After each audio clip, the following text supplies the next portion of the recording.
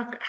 Yes. All right. So just some housekeeping rules. Please keep your microphones muted until I give you a chance to answer questions.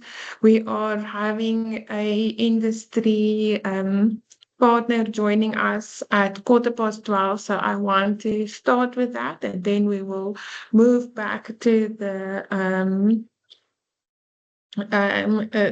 theoretical part.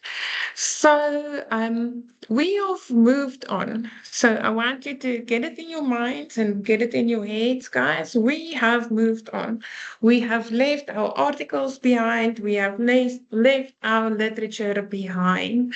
Normally, when you would continue with your master's or PhD studies, you won't leave it behind. That will then inform what research you are going to do in the field and your research instruments. For this module, we leave it behind. So, what is the key term that you need to keep in your minds? Type it in the chat for me. What are we doing with what we've done? Everything, all the hard work, what are we going to do with it? Type it in the chat. Leave it behind. Okay, so we're not doing anything with it anymore.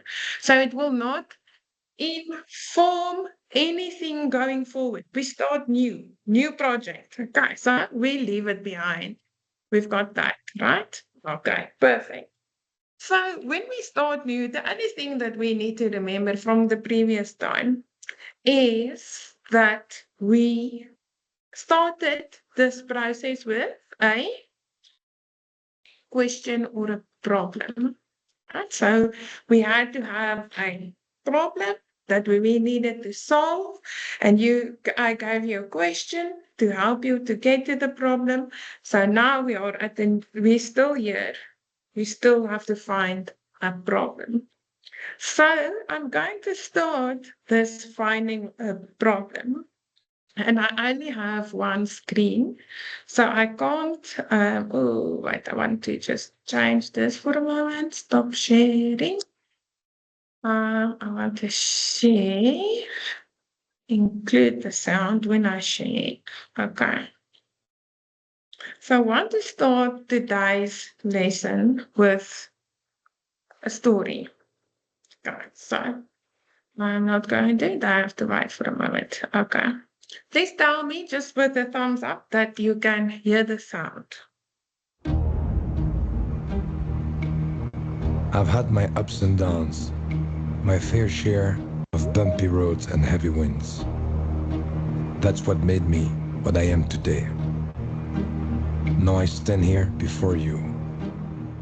What you see is a body crafted to perfection, a pair of legs engineered to defy the laws of physics, and a mindset to master the most epic of splits.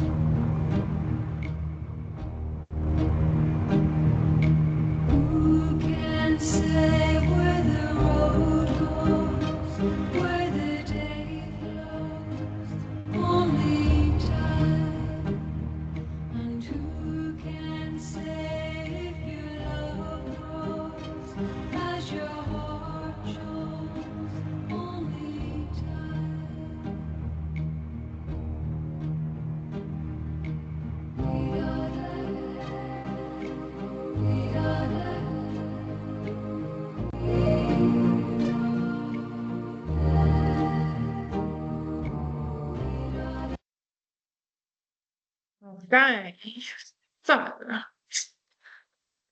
I want to just let all the people in. Okay. So why did we watch that little video today? Just first of all, to show you all that you can put your mind to anything. Okay. And then to see that we need to learn. I like Jean-Claude Van Damme or Wolver. No, neither. But we can learn from the story that they told.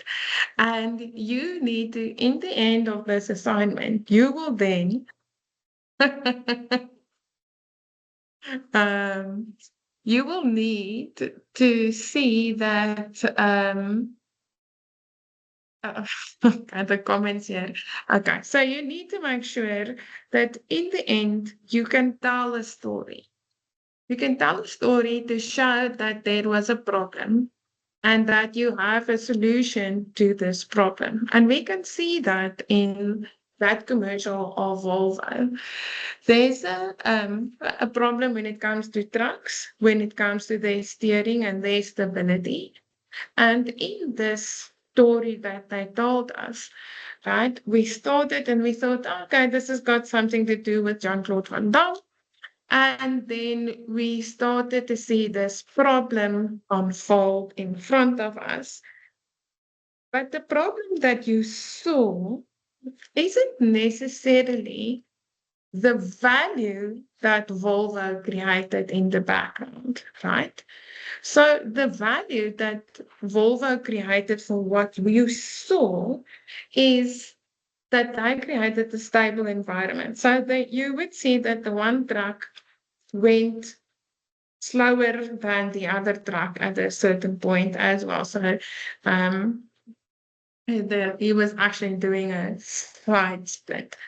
But the whole idea is that their stability, that their solution to the stability problem in trucks is of such a good value that it creates stability and a platform then for that stunt was pulled. Okay, so the idea today, and I want you to get this mindset, is we need to understand the problem, and we then also need to understand value. Okay, so we can't understand the one without the other. So, what you do, type in the meantime, what do you think value is in the chat? Give us an idea. What is value?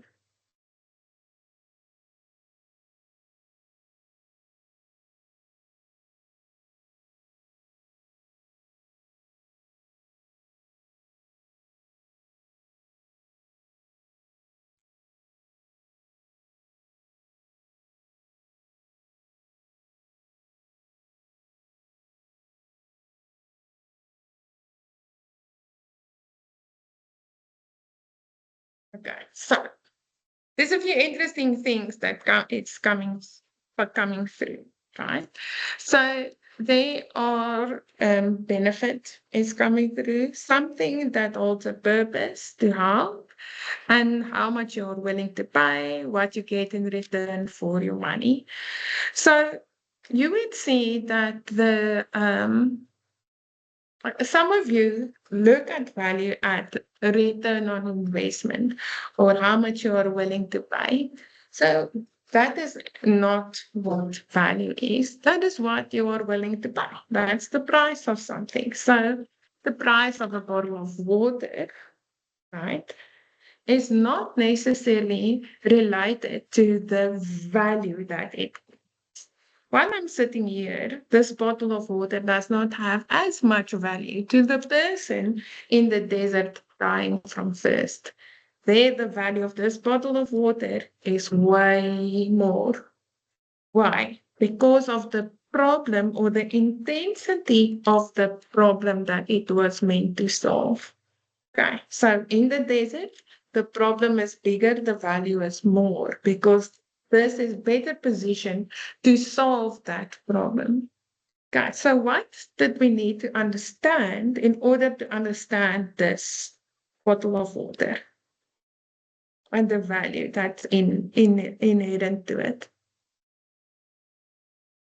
The first thing we needed to understand the environment wherein it is, right? The customer, yes, and the environment. So we needed to understand the ecosystem that surrounds this. Okay, so there's different ecosystems. And in these ecosystems, there are different processes that come to play. And then we have to also understand who is going to use it. So the person, the customer. So we need to go discover the customer. And what is it from the customer that we need to understand before we can say we want to make a bottle of water? Their need, yes. Their problem. Okay, so not what the customer needs, what problem does this water solve?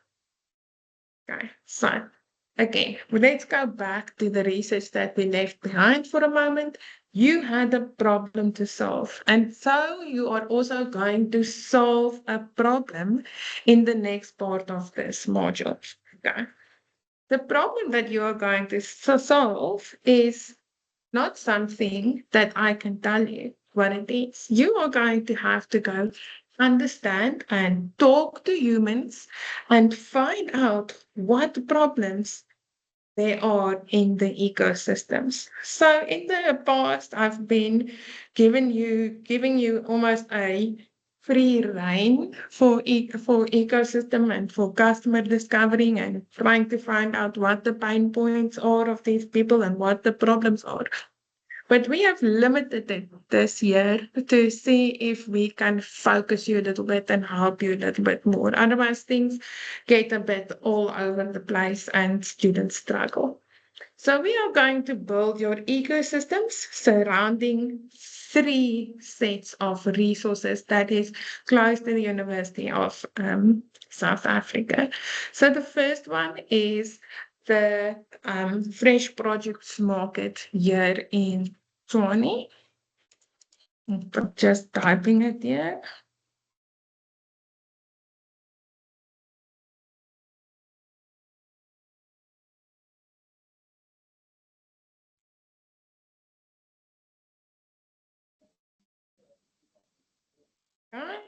Tshwane.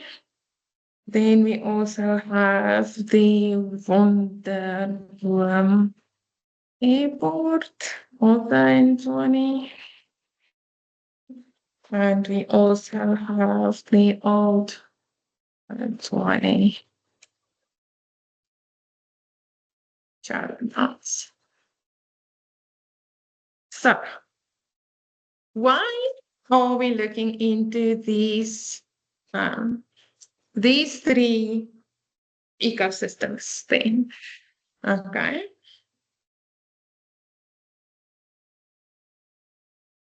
Okay.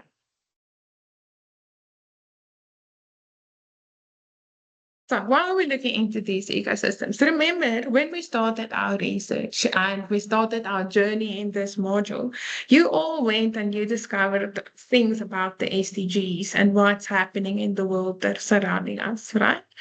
So if we look at these three resources, you would see that we have usage is declining. Yes, right. We are looking at these things are centered in the city, and they are enable us first of all to look at SDG 17, where we have the partnership for the goals.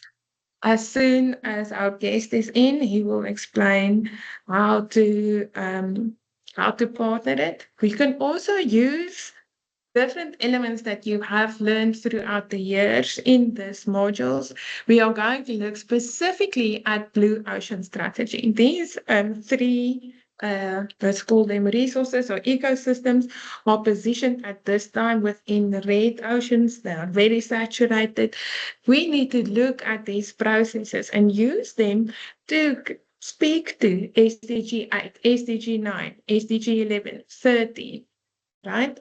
There are different SDGs that we can use and speak to depending on these different things, right? So we need to create a value proposition. We need to see where the problems are, right?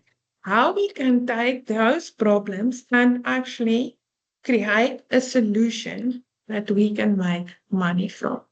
Now, for those of you that said you are going to come tomorrow, remember that this is students that came through this process that are going to pitch for us tomorrow. They didn't have these resources available to them. They had to think of this from their own. So for those of you who are coming, remember I'm not here. I'm not here tomorrow to do the class because of that pitch day. So this is actually something that you need to think of as, as something that you would in the end use to create your pitch or tell your story. So in the end, we are going to create a 5-minute video wherein you are going to tell your story, just like Volvo did. So remember, that is our end result. I just want to quickly see if our guest is in already.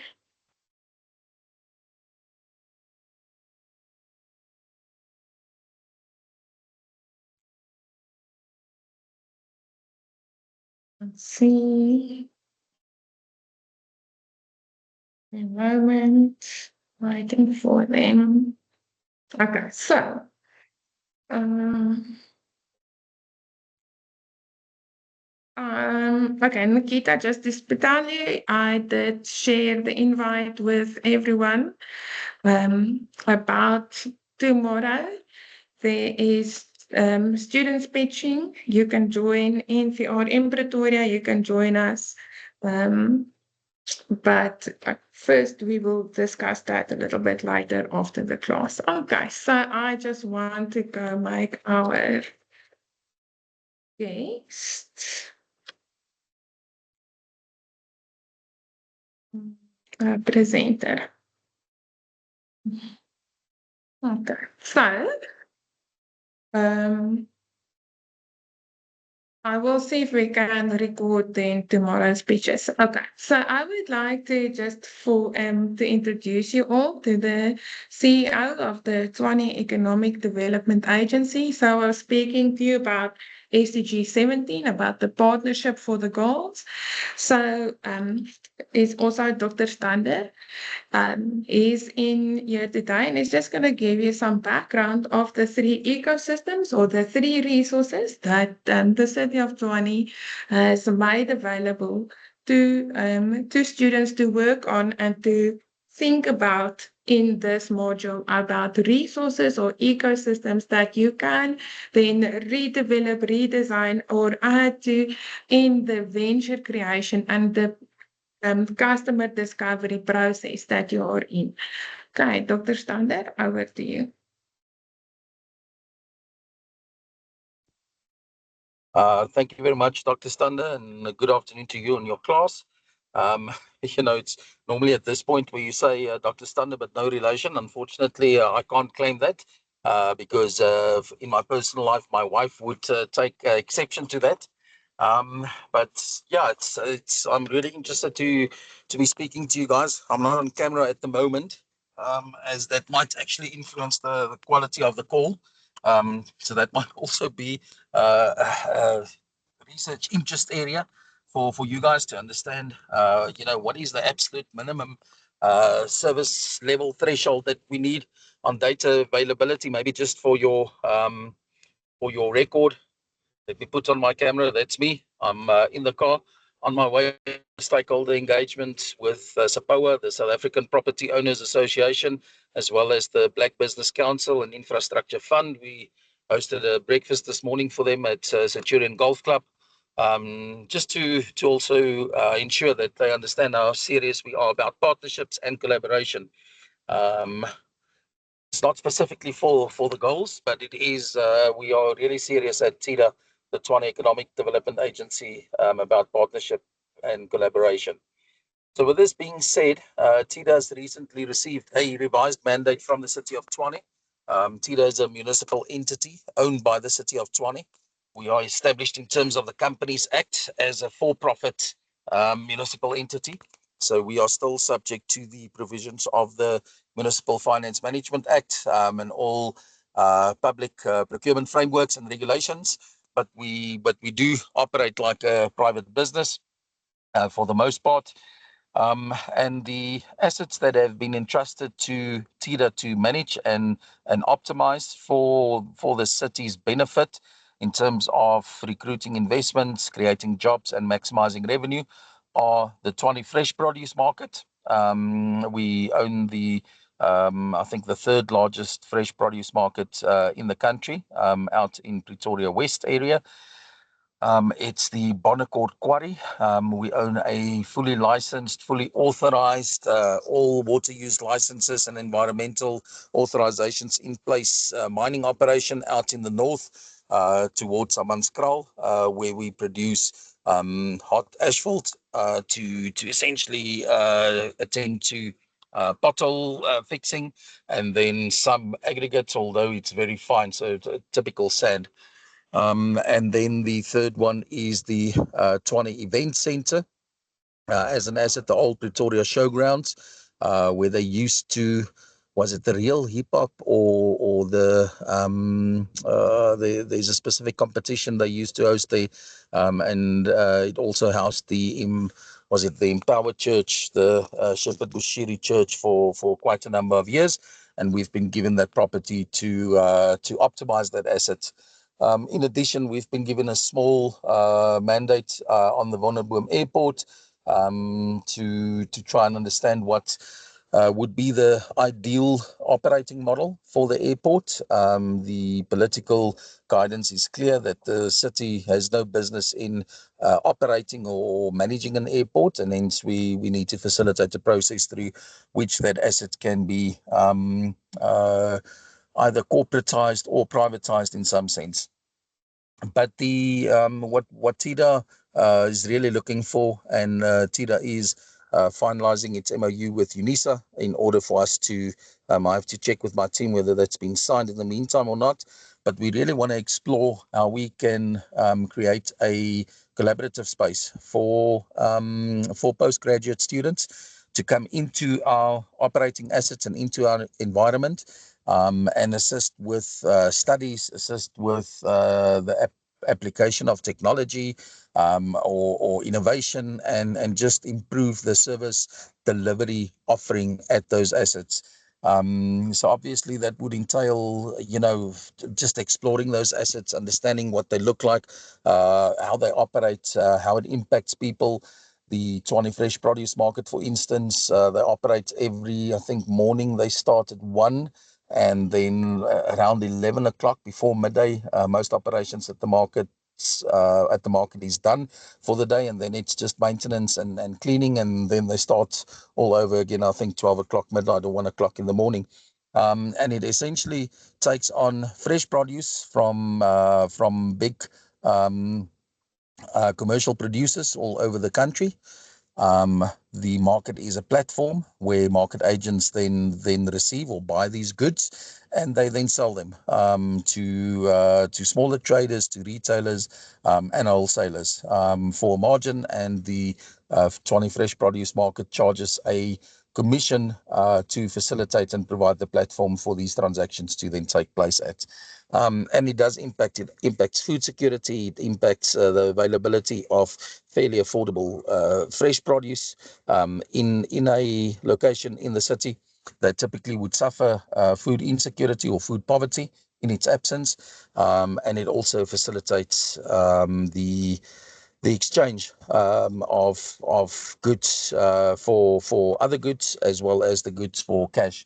The current turnover of the fresh produce at the market's around 3.5 billion rand on an annual basis, but the market has, over the last 7 years, experienced a decline in not only market share across fresh produce markets in the Gauteng region, but also in volumes that's being traded. And there are various reasons for this, and we're hoping that fresh eyes and like innovative eyes coming into those assets can shed some light on that.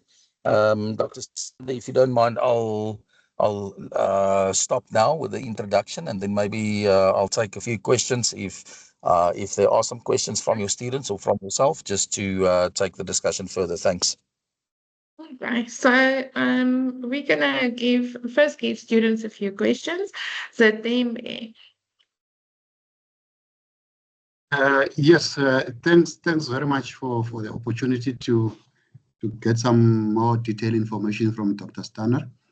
I, for one, I'm staying in Pretoria. I drive through the market. My route to work, it goes through the market. What I've observed, the infrastructure, or especially the entrance and the exit, they are deteriorating very fast and terrible. I just would like to sort of find out what is being done in ensuring that,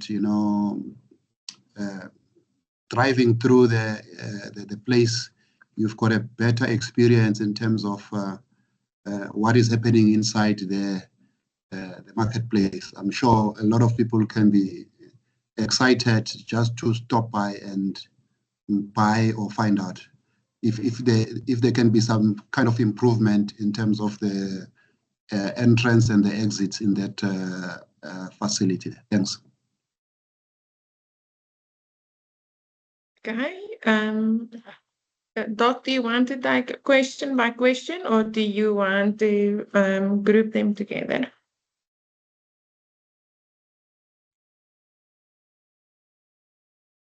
Can we take a couple of questions and then I'll respond afterwards? Okay, perfect. Matilda? Thank you, Doc. My question is this the first time in its lifespan that you're offering students to get involved in this? Has it been done before? Or and what was the, okay, I understand the reasoning behind it, but is this the first time in its lifespan? Yes, so I can answer that one. So for this is the project then for 2024. It's a first time project that we are working with. It's probably a project that's going to go forward. So you do have first mover advantage, yes. Diesel? Thank you, Doctor. My question is around Wonderboom Airport. Sorry, Dr. Sander, tell me what is the current operating model? And if they want to corporatize it, would they want to go the route of, like, say, a Plymouth Bay Airport, or would they want to go the route of, like, Rand Airport or Grand Central? Would there be commercial flights, or is it just private flights? Because I know there's probably still private flights operating from them, but would they want to go the route of commercial flights as well? Okay. Mkhize? Thanks, Doc. Yeah, actually, I'll continue on what Michelle said. I just wanted to ask, can you please just elaborate a little bit more on the Wonderboom Airport? Reason being, I was actually there for Aero 22 as well. We were there showcasing some of our drone products that we're manufacturing in-house. So if you could just maybe elaborate a little bit more on that, and yeah, that can maybe give some more insights to think about better questions. Okay, perfect. I'm going to quickly go to the chat. Guys, so there's a question in the chat. Does the market facilitate bulk only, or what volumes are considered at the market? Okay, I'm going to stop the questions there. So I want to, before Dr. Stander answers, so just to bring this project or this data collection then into perspective, you need to remember as part of this module, you need to be able to collect qualitative data, do something with it, right? Write up some other report or present it in some way. So this is what we are doing, and this is the outcome that you are getting. You are the first students that will be working specifically with the city of Tshwane and the different assets that they have. And I think it's an advantage to most students that are around. And I think also it helps you to just have a starting point. Okay. So many of your questions are ideas that are starting to happen, and we will speak about the airport just now. So, if there is, Dr. Sander will answer about the improvement of the driving in and out, and also the bulk sales or the not bulk sales that's currently happening. But think of this as possible problems or fines, then we'll have the theory for the class, that customers might have because of these lacks or these things that are not there, that you can actually have a problem that you can solve, that you can make money from. So I'm going to give over then to Dr. Stander to answer the few questions that came out.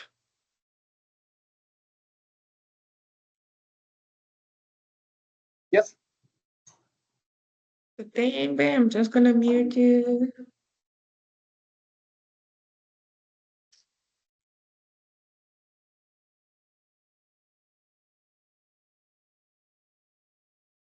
Was hy dog? Dr. Standard? What happens when there you go? I'm having trouble switching over whilst driving, but it's fine.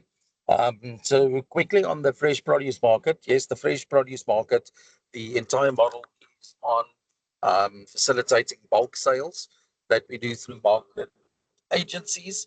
These market agencies selling bulk to our traders and to other produce what do you call them, hawkers. There is a component of wholesale at the market through evergreens. So evergreens, they lease a facility. They buy goods in bulk at on the market floor, on the market trading floor, and then they package them and they sell them at wholesale prices. So that's the model. I think where the related to the infrastructure, I think that's a sort of general issue at all the cities' infrastructure projects and across the city. One of the challenges that faces the market is that it doesn't have its own capital expenditure budget, so it can't upgrade the infrastructure that it sits on or adjacent. So like the roads or the gates or the entrance and the exits that facilitate the movement of people and goods. But so we are, as part of our mandate, also trying to understand how we then properly ring fence the operations of the market to be able to take some of the surpluses that the market generate and invest it back into the market in order to enhance the customer experience. I think it's important to point out that the market, because it never sold directly to the public, it didn't have an embedded customer-centric focus on its operations. But obviously, as economies transition from primary to secondary to tertiary sector economies, the complexity and the expectations from customers change. And we have to be able to align our product offering and our service offering to accommodate these changing expectations, which obviously realizes in price and buying power at the market. I think also one of the problems that we do face is the management of spoilage, which is significant just because of the tonnage that the market facilitates. I think on an annual basis, the market moves about 600,000 tons of fresh produce. So even if the margins are fairly small in terms of spoiled food or spoilage, I think it's around 2.5–3%, but that 3% is still significant in terms of volumes. And obviously, understanding how you can better monitor this, what you do with this, how do you put in place management systems that you can decrease the spoilage, which is of critical importance. Then the deployment of technology at the market is really lacking. The entire sort of controlling the gate, so like consignment control, everything takes place on paper at entry. There is a system that's being deployed and used by the market agents, which is a fresh market system that accounts for what they receive and what they sell and what they clear. But there is a gap between when the market agents receive the fresh produce from the farmers to where the market receives the fresh produce at the gate. So I think the deployment of technology, or at least the deployment of a management system or an SOP, could also really enhance effectiveness and efficiency at the market. For the Wonderboom Airport, the Wonderboom Airport is currently categorized as a national airport, category 5. It's essentially known as a training airport. So it does host a series of flight schools that do facilitate training. So there's a lot of training activities taking place. That's like multiple landings, multiple takeoffs, multiple air movements, but of short-term and learning nature. There is a terminal building. I'm informed that before, I think 1997, 1998, there used to be a customs, an active customs point at the airport. At some stage, this was taken away or it let go. So there's no customs operation taking place at the airport any longer.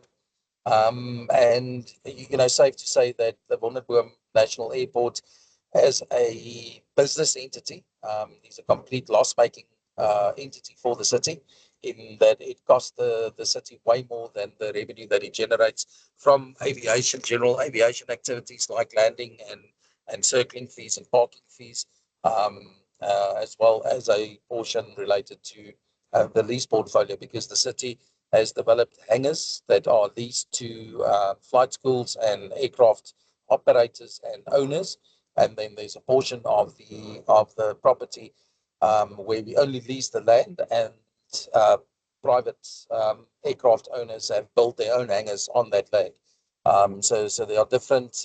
There's also a retail section in that terminal building, and a commercial section, and then there's also a parking infrastructure there that's not being utilized or not being measured or metered at the moment, so it doesn't make money for us. There's also a fuel bay that was neglected over the years. I don't think the airport has sold fuel through that fuel bay for the last decade.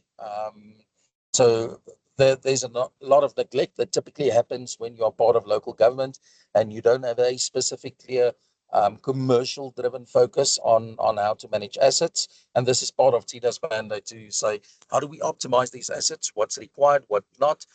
We then initiate the required legislative and regulatory processes in the city to facilitate just that. But in the meantime, I do believe there are fairly easy opportunities that we should and could be exploring. And I think one of the most effective ways is to get eyes or as many eyes as possible on the asset, observe, see what's happening there, have discussions with the different stakeholders, both on the giving and the receiving end of whatever activities take place there, and then understand how we can deploy either new operating models or new strategies or technology to close some of these gaps that will ultimately lead to either less revenue leakage or higher revenues at the end. Thanks.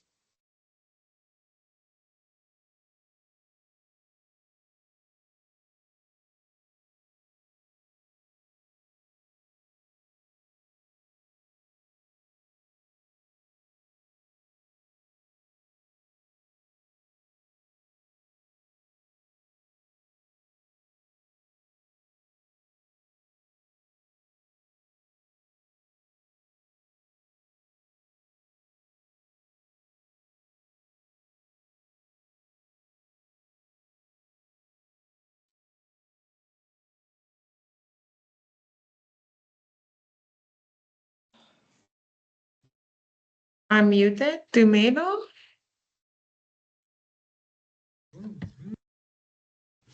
Hi, Dr. Stender. Just a question. All this info regarding all these projects from the Tshwane Economic Development Agency, are they readily available? If one wants to get more in-depth information, can we perhaps get that info available on a website somewhere? Thank you.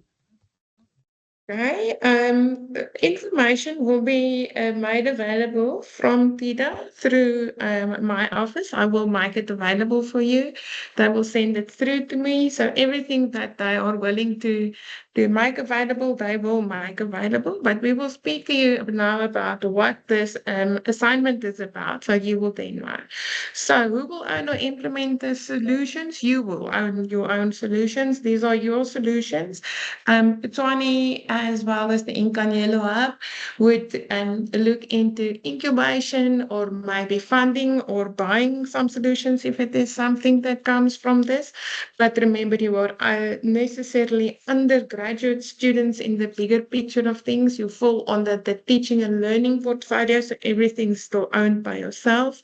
When it goes to masters and doctoral students, it is then owned by UNISA. So, Dr. Stander, I want to just get some little bit more information about what's happening currently at the Tshwane Showgrounds or the Tshwane Event Center then, and I think then we need to let you go. Thank you. That's a short answer, nothing. The and I know it sounds like unbelievable, but typically when the city doesn't have an answer to how to manage its assets, right, it just gets neglected. It doesn't get attended to. People don't take responsibility, and it's a general issue within Tshwane on how we force accountability and make Your people video is on. and take it. It's fine, thanks. I see, and take responsibility for the things that they do. But specifically at these assets, as the market becomes more complex and as the demand of potential stakeholders that would like to participate or benefit or transact with the economic activity at those assets increases in complexity, officials seem to give up. That's the short answer. And the unenviable task of TIDA is now to optimize that asset and say, okay, can we turn this around? How do we turn this around? If not, then what do we do? Do we release it to the private sector? What would be the modality there? Do we sell it? Do we lease it? Do we donate it? Do we get partnerships in? Do we trigger some private sector investment through structured special purpose vehicles? How do we actually get these assets to start being sweat? And this is the crux of it. It's like everything that's related to that asset and business. It's how do we sweat them to make money initially to cover our costs, and then hopefully in future with some sustained progress and interventions being able to turn them into profit centers, with the ultimate goal, obviously, and our understanding and the support that we have from our political principles is that local government is a developmental state. So we have to be able to generate surpluses across our operations to fund things that typically either residents can't afford or they would not necessarily be able to afford the cost of those things, like electricity, like water, like housing, like rental access, like access to schools, clinics, roads. So there's a big subsidization principle embedded in local government. And this comes under pressure when local government doesn't make money, which has been the case for the city of Tshwane for, I think, before 2024 for about 5 years, maybe even longer. And all our plans collectively and as TIDA is to arrest that loss in money or that decline in revenue and turn the city back to a surplus position from where we can fund our social programs that we have. Thanks. Okay, great. Thank you, Doc. I see this. Okay, I'm gonna let you go because I know you've got another engagement starting just now. So thank you so much for your time. We will send out information to students and we will then also get permission letters wherein TIDA gives you certain permission to go speak to certain people.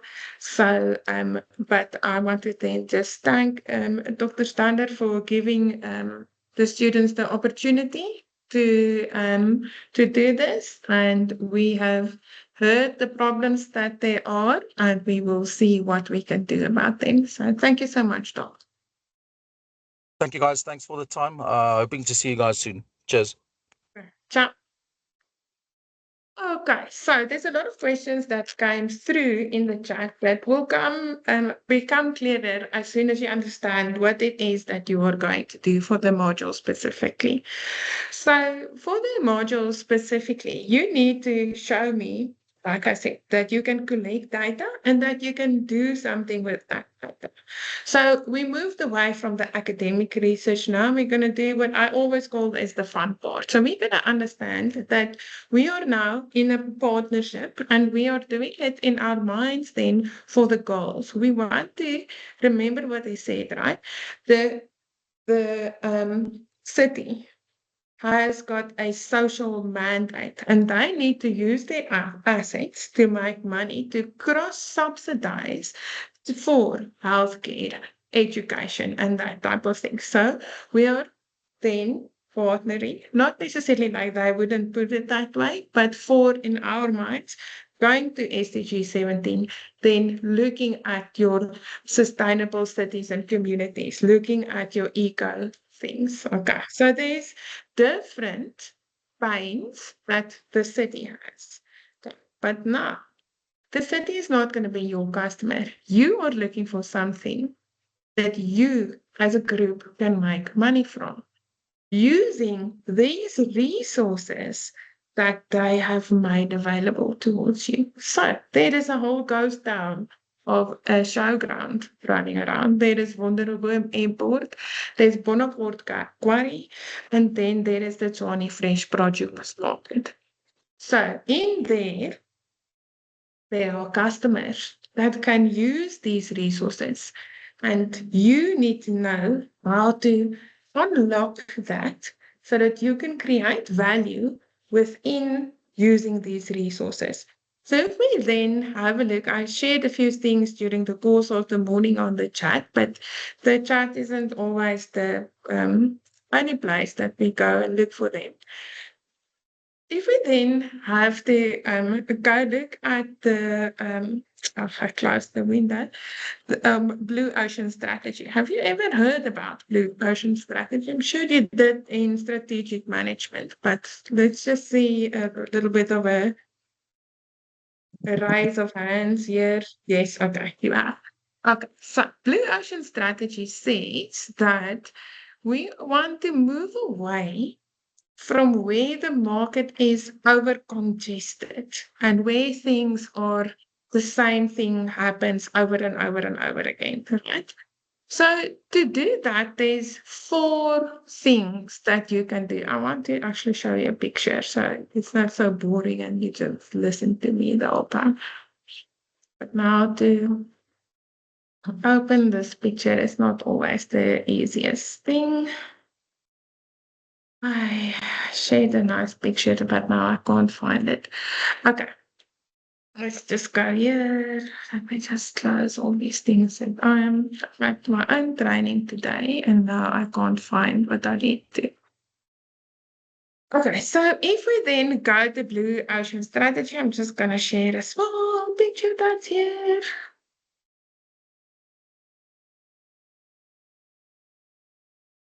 Okay, here we go. If we then just have a look at this, nothing wants to open properly today. You need to think of a blue ocean and a red ocean. You know the story comes from if you ever seen a sardine run, right? And then frenzy happening because there's so many sardines in the ocean and so many sharks coming to eat these one bowl of sardines that the ocean actually turns red with blood. And that's where this red ocean then comes from. And you can have 4 strategies, right? If you understand this ecosystem, and this is why we had an ecosystem partner come in and speak to us. If you understand the ecosystem, there's certain things that can be eliminated from what is currently happening, right?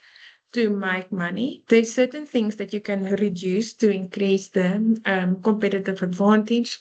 There's certain things that you can raise or you can then add stuff and you can create stuff. So you can focus on on different things. There's a lot of free resources that are available around the Blue Ocean, but I want you to think about this. And then when you are trying to go and do your interviews, because this is what this assignment is about, you need to go discover your customer. You need to go see what pains do people have. And that's why I always come back then to the problem.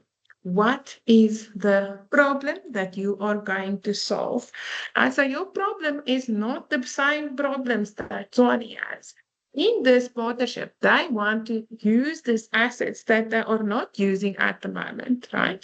They want to make money from them. You can do anything in this process as long as they make money from it, right?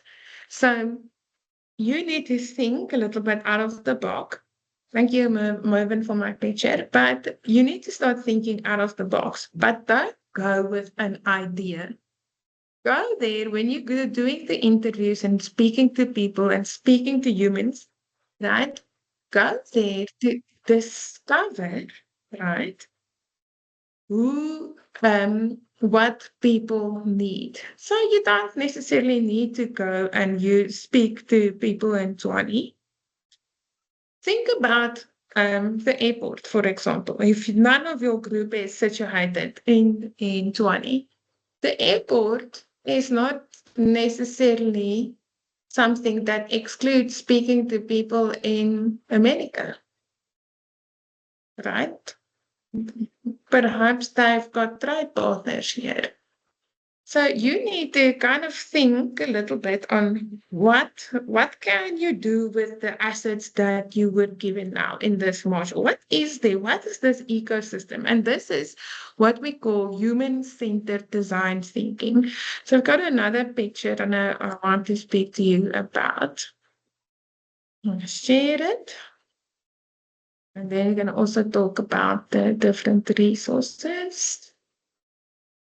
Okay. I want you to have a little look. So in the past, we would develop the water that we were talking about and we would put it in the market. But water in itself, bottled water, is a red ocean. There's so many different ones. As long as you normally pick the cheapest one and there you go. Right? People don't really care what brand they drink. If you've got kids in the car, you buy the one with the thingy on top because then they don't mess. If you don't have kids, then you choose the sparkling. Okay, so we need to understand the ecosystem where we were working. So you are welcome. You can send me also requests, but I will send you some information. I've limited your ecosystem and I have given you the partnerships. They will give you access then to go into the fresh produce market. You can also, I'm not sure about the airport at the moment. I will just find out. The quarry also would require safety equipment to enter that. But the airport and the event center, I'm sure that they will give you permission, and I'm just waiting for the letters to come through so we can see what you can and cannot do within going to visit and see what is happening at these specific assets. Okay. So we've got the partnership. Now, you need to think of this as, okay, are we only going to look at people surrounding, right, say the Tswane Event Center? Does it make sense? Let's consider something totally different, right? Who has ever been to something like Nampo or Kragtig? You know what that is? Or, okay. So there's some hands coming through. All right. So why is Nampo not, can't you repeat something like that here? Right? Why aren't people coming to Pretoria to come to these type of shows? Why are all the agriculture, we've got such a big drive in Gauteng for agriculture and agro processing.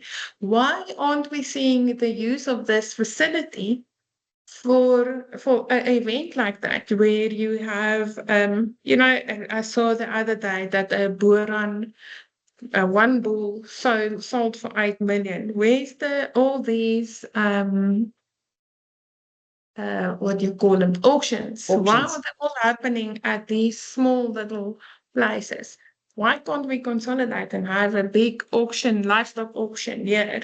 Or, and then you don't necessarily need to speak to people in Gauteng.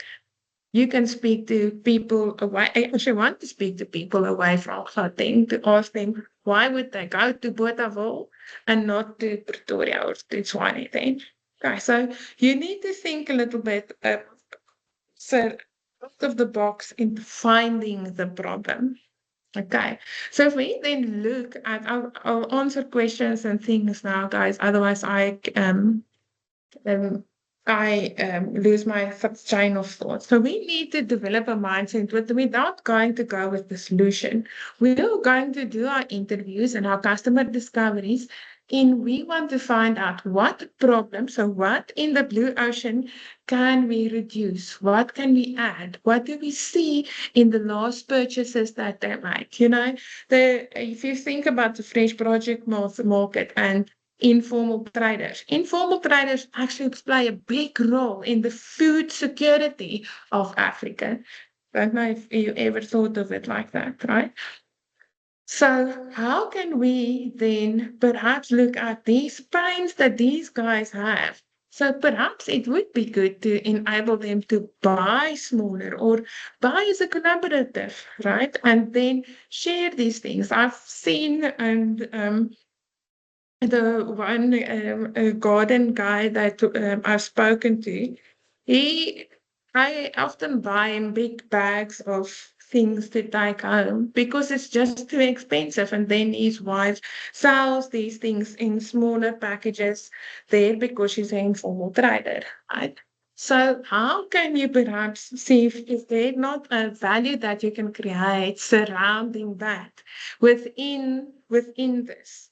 Okay, so we need to think about it a little bit differently.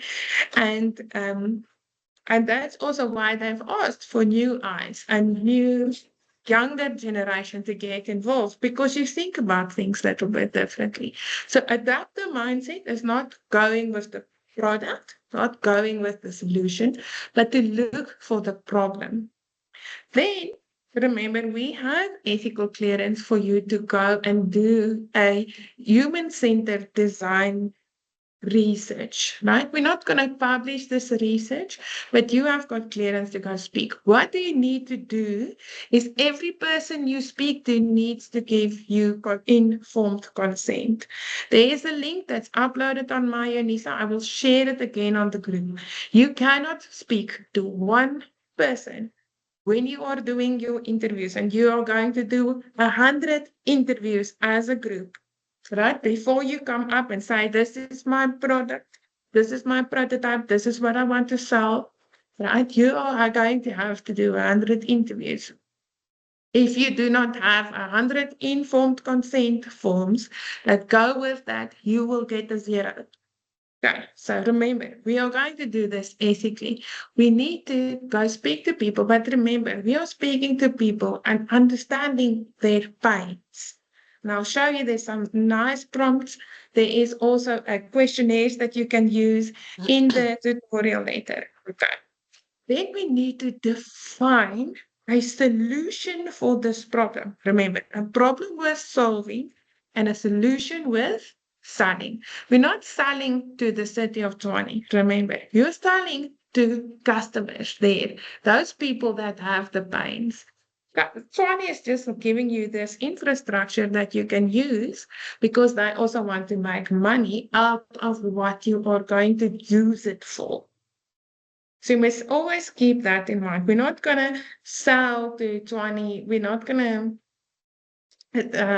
say, okay, we want to make money by upgrading the infrastructure. No, we can sell if you upgrade the infrastructure, this is what we can use it for to make money with it. Okay, so remember, define who's your customer, what is the problem, and what is it that you are going to do to create value. Now I want to give you a trick question. What value does McDonald's have? Let's see. What is the value that McDonald's creates?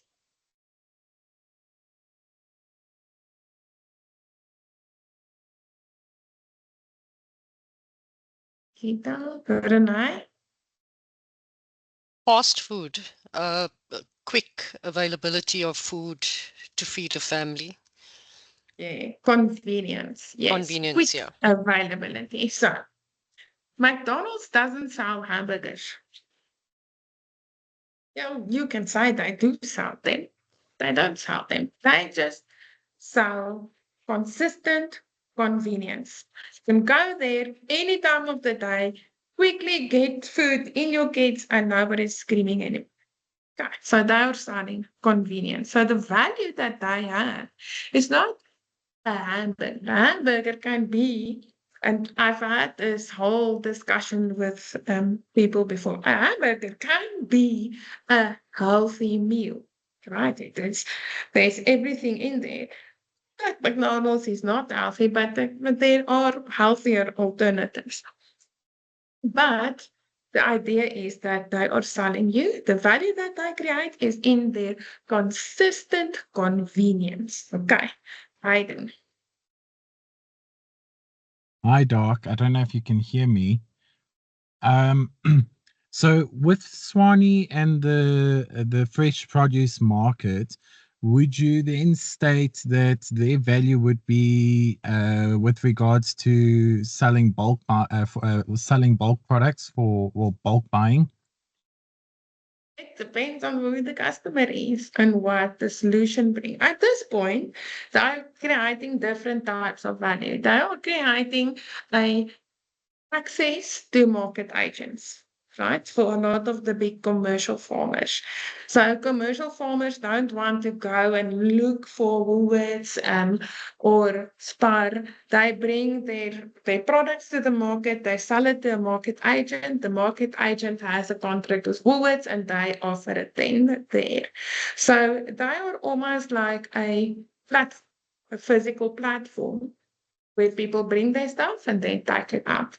In that process, there might be ways to reduce the traffic of things. There might be different possibilities in changing this process, but you need to go and understand the process and the ecosystem that surrounds these assets, and then see, using those 4 quadrants of the blue ocean, how you can understand the pains and the gains of customers so that you can position and create your own business within this.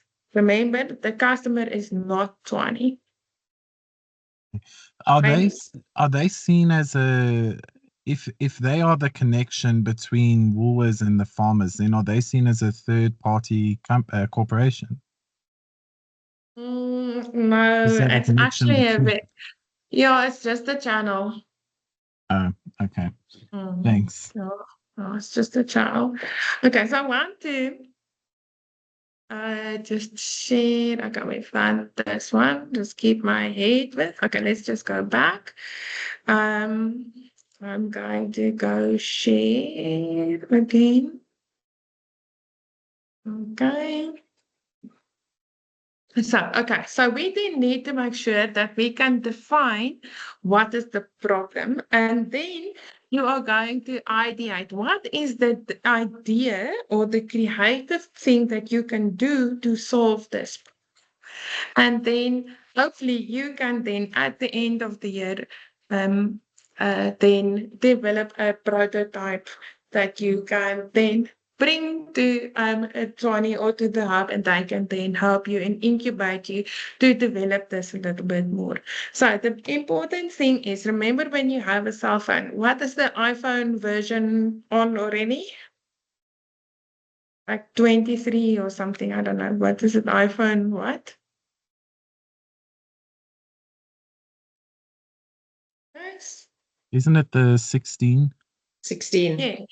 Okay, so it's iPhone 16. It's not still iPhone 1 because they actually went and as quick as they can, they push out iPhones, right? Every time it's a prototype that you buy. So remember, you want to get to the market quickly and then develop, especially when you guys have digital ideas. You want to get this thing there very quickly. So you need to make sure that you understand the customer, understand the pains. Okay. So today, the first thing that you will need to do is you will need to go to the Strategizer website and you will need to create an account.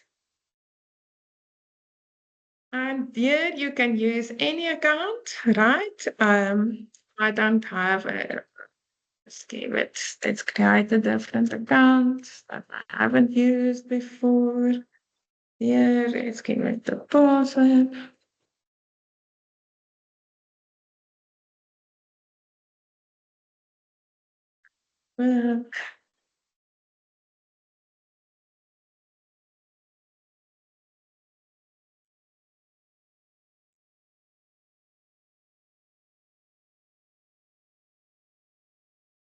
I want to. Then you are going to confirm the account. It will send you an email.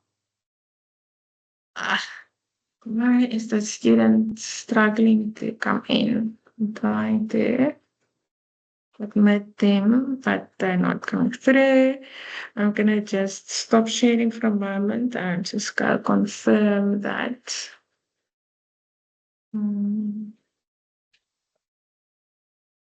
Email. So you will do the same thing, right? You will then go, yeah, you must choose one of these resources. Don't try and do everything for everyone, okay?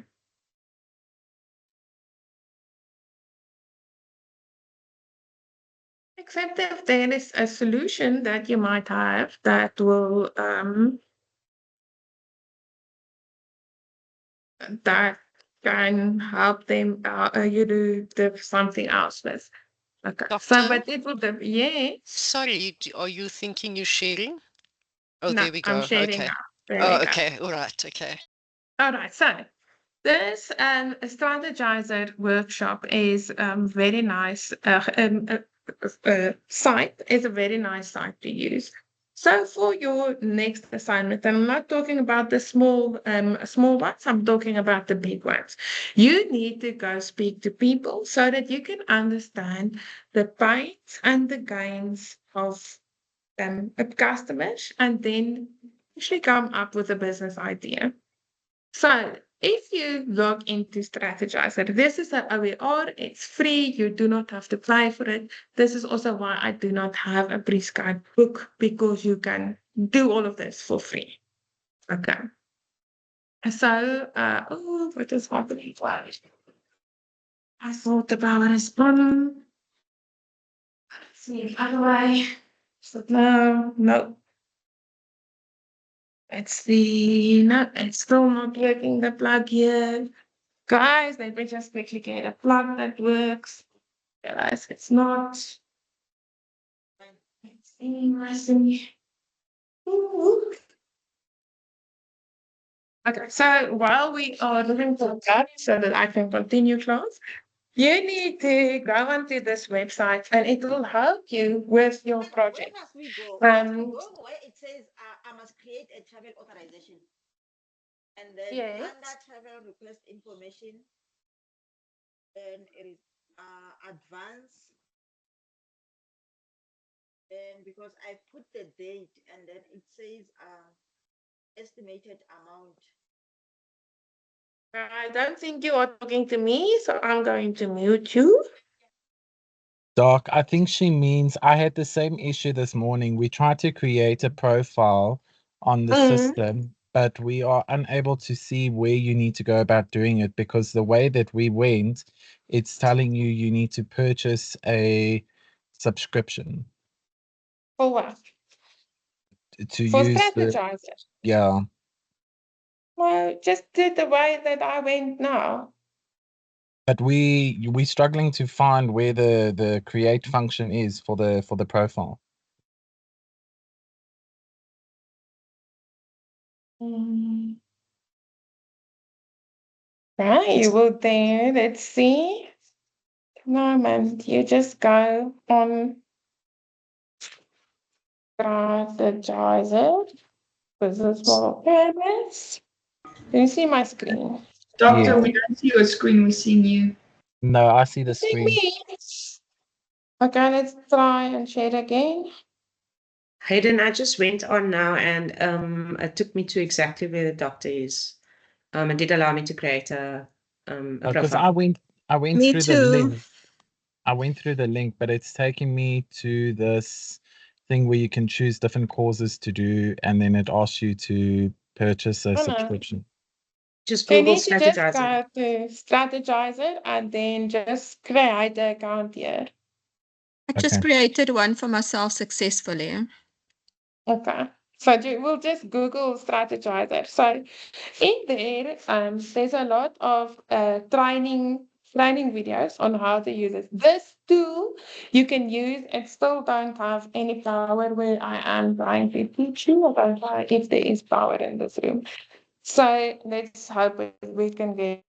So there's a lot of tools that you can use to help you understand the value proposition. So you need to, in this assignment, we are going to, in the end, you're going to present a business model canvas, like you can see on the screen. But for this assignment, you need to understand the value proposition. So there's a lot of, what's nice about this, you can use the different templates. There's a 30-day free trial. You can create a trial project and you add your project there. I've got a lot of nice resources and templates. Like I said, I'll show you where to find them and that you can use. So one of these is called the value proposition canvas. So it's important that when you are going to speak to your people and trying to understand their problems, you need to understand what is in understand the ecosystem, understand the process, and then what is there that are causing them problems. What is the pains that they have, right? Then what are the gains that they are hoping to get out of this? And then what jobs do customers have that is not being solved at the moment? Okay. So if you understand that, you can then say, okay, I'm going to create something that solves a pain or reduces a pain, that creates a gain, right? You can position your things like that. So if we have a look at your tutorial later, and I'm doing fast forwarding a bit because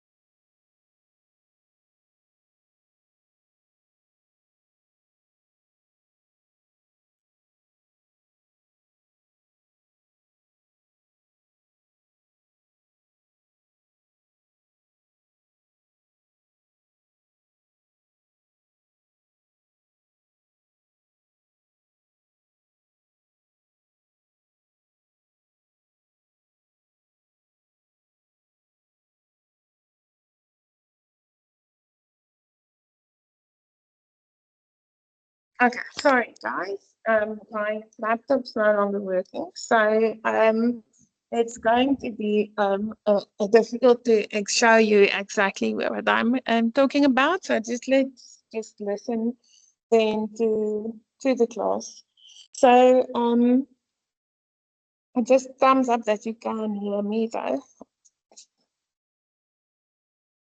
Yes, we can hear you.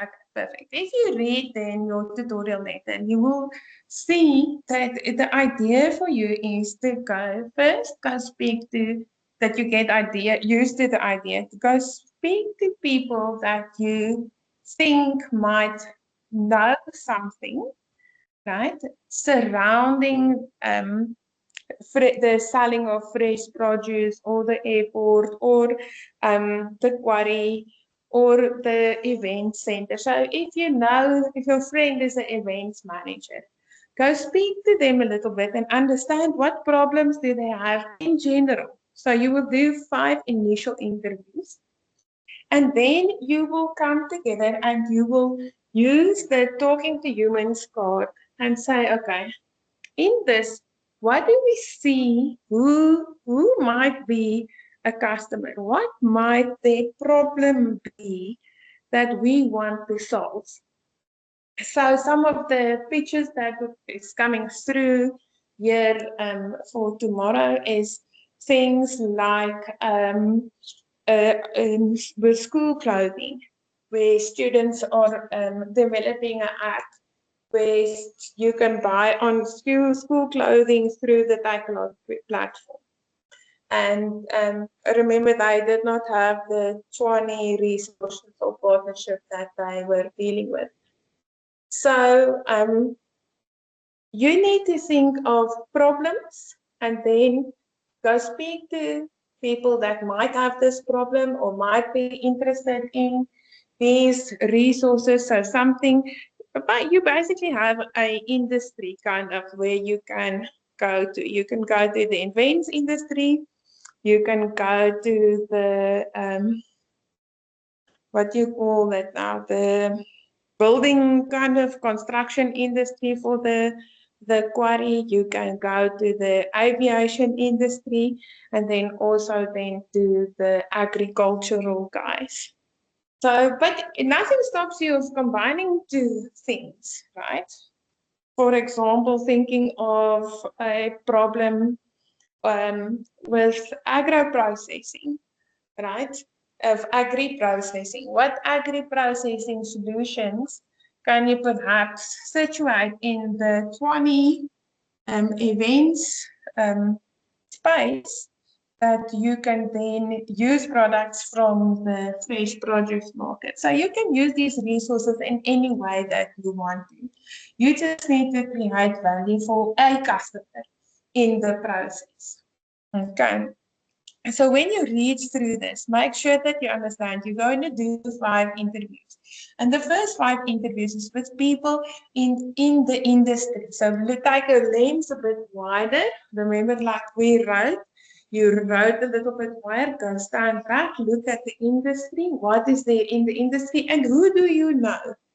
Go speak to them, ask them about their pains. There are trigger questions on strategizing, right? Go look at the triggers questions. There is 2 sets of questions that you can also use, right? You can go to people and ask them, in your job, right? What are things that you like about your job? What are things that you don't like about your job, right?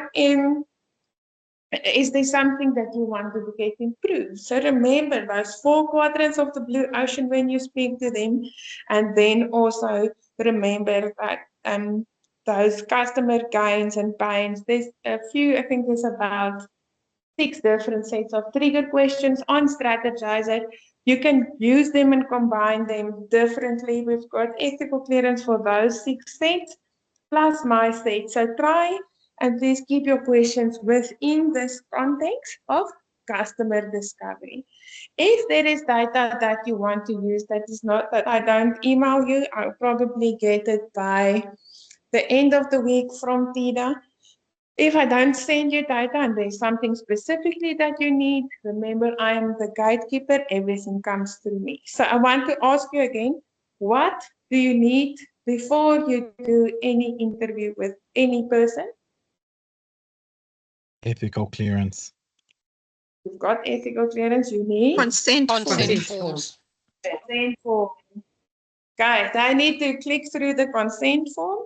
It is our informed consent at UNISA. It's just easier. They can do it on your phone, they can do it on their phone, they can do it anywhere. The link is provided, so everybody needs informed consent. So the idea is for this assignment that you are going to submit interview transcripts. You're going to submit all your thinking and brainstorming. Again, you're getting marks for the process, not for the idea, right? An idea can be anything. I want to see what is the problem that you got, that you go speak to people, talk to humans, right? I uploaded the book also that I wanted to go through and just show you. It is important to understand that you need to talk to humans. You can't say, okay, we are sitting here as a class and we want to create a nice toy for toddlers. Matilda, do you think that this water bottle that I had here, do you think it's like a nice toy for toddlers? I can't see your bottle. Not bottle anymore, but you know, Yes. that's the point that I'm trying to make, right? So you can't see it, you don't know, right? And then unfortunately you guys can't go speak to toddlers because who can we speak to in academic research? People between 18 and 60. Okay, remember that you're not allowed to speak to anyone that is younger than 18 or older than 65. They are considered vulnerable. Okay. So you're not going to develop a toy for toddlers. Okay. So what questions do you have? Doc, I see there's a lot of students on the group or on the chat system that are saying, how are they supposed to do this if they're in a different region or different country, the interviews? Okay, so the interviews can happen online, like we are doing now. The interviews don't necessarily have to be with people in South Africa. You need to think a little bit different about your value proposition. So the guys who's coming tomorrow, Start Global, is why do you want to start with something so small? Why do you think you only need to speak to people in Tswane to use these resources? They're not an international event that you can host from that side here. Is there not international flights that's coming through? Why are people not using those airports to land? Is there not international training companies? So there's different customers that can use it. So it's not, and that's why I'm saying, don't get confused. Your customer is not necessarily somebody that is here. You have to start thinking out of the box. Don't let, because the assets you are using is in Gauteng, in Tswane, in South Africa, boggle your mind. Remember, if you just think of one of the bigger assets, think about the network a little bit wider, except for Washington, D.C., right? Tswane has the most embassies in the world, right? So except for Washington. So where you are should not make a difference. If you want to speak to people in Gauteng, then I'm sure there are team members who are situated here, and then they will do the interviews and you will do something else in this assignment. But I want you to not see this as a geographical, what do you call it, boundary. There's no geographical boundary. We can start global. You can think about this totally differently. You can think about digitalization and digital solutions and digital problems.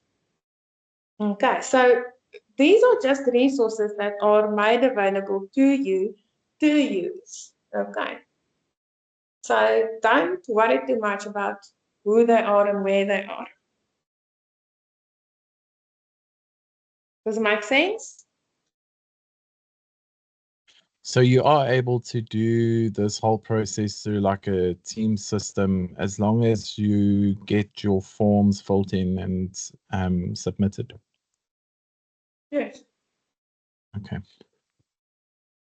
Remember to ask permission to record. Renee?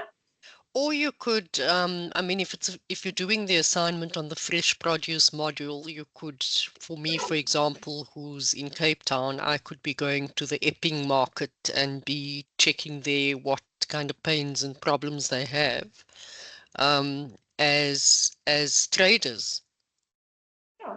Or I could essentially be speaking to hawkers on the streets and asking them in terms of their experience with agencies that are at the market. I don't know. Yes. Okay. Yes, you can. You can even go and perhaps have a look at the normal airport and see if you listen to Wonderboom Airport. He said that they are a category 5 airport. I don't know, there's some people here that know a little bit more. I don't know what that means. And what is other airport, like the Cape Town International one, or LAX, or maybe if you are in Britain, maybe there's something else that makes a category 5 airport. And you can go have a look at those airports and see what is there, and you can ask one of your student team members to go have a look at what is at the Wonderboom Airport. Or you can just read the documents that you get and then perhaps identify a pain or a gain that could add value to it and work it from there. But you need to think about this and think out of the box. Don't let geographics or where you are inhibit you. This should be fun. Doc, can I ask with the consent forms and that we have to get, with submission and that, do we still then do it like we've been doing with Teams? You put it in a group folder and submit it like that? So informed consent comes directly to me. Remember, I take responsibility. Okay, so we don't have to download the actual forms and that as proof. Have to submit it online on the Microsoft link. Okay, so yeah, as long as they fill it in on the Microsoft link, but what I mean is you don't then have to go and download it from the Microsoft SharePoint. No. Okay, thanks, Doc. Doctor? Yes. Sorry, I didn't raise my hand. I just wanted to find out. So, do we record these interviews? Yes. Or you can type them, but you need to send submit the transcriptions. So, if it's an actual face-to-face interview, you need to transcribe it.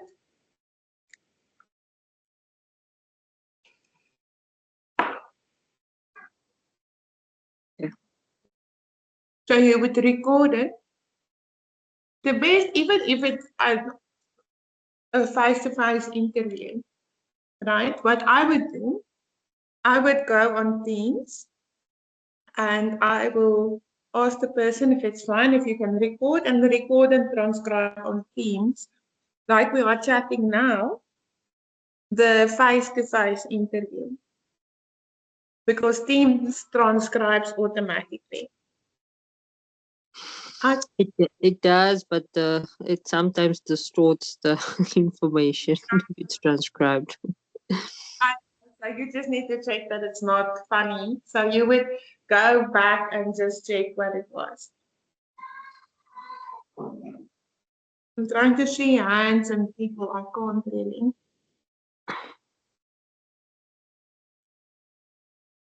Sophia's got her hand up.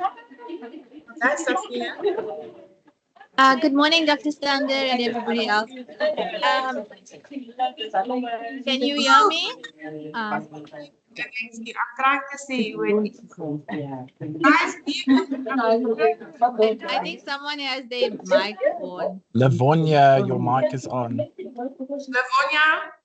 There we go. Thank you. All right, go again. Thank you, Dr. Stander. I just want to know, do you want us to have like a folder, like how we had for the other assignments, where we capture the details of our interviews or any of the documents we're using? should we have a folder online for you to be able to access on our on Teams? No, you don't have to. You can say and go put all your interviews in a folder and share it, but it's not a requirement this time. I just Okay, want all. Thank you, Dr. Stander. Okay.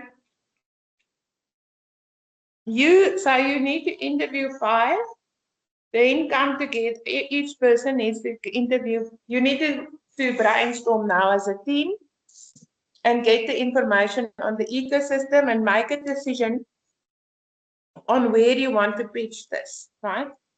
So which one of these assets you're going to look at, and then have a look, do a desktop study of the ecosystem surrounding this asset or this resource or even this what do you call it, industry, right? So Namibia's got more than the Northern Desert though.